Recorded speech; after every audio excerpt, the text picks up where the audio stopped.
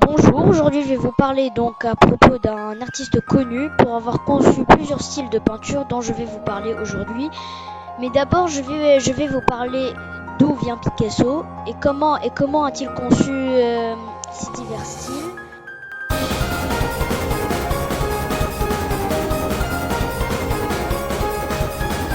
Pablo Picasso, né en 1881 en plein cœur de l'Espagne, est un véritable symbole et un classique des artistes. Ce dernier a marqué les esprits avec ses magnifiques toiles. L'histoire de son premier style de peinture plonge ses racines dans l'histoire, remontant en 1902, où il a été connu par son style devenu célèbre nommé Blue and Rose Periods.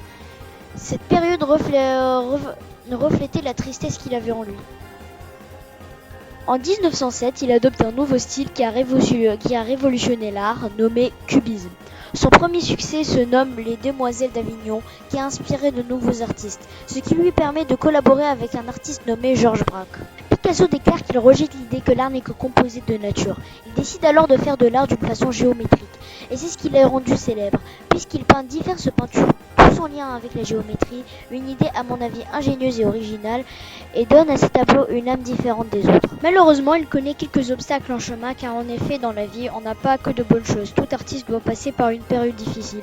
Parmi les obstacles qu'il a connus, la guerre des civils en Espagne qui va l'affecter, Picasso décide alors d'exprimer sa mélancolie dans son portrait nommé Guernica.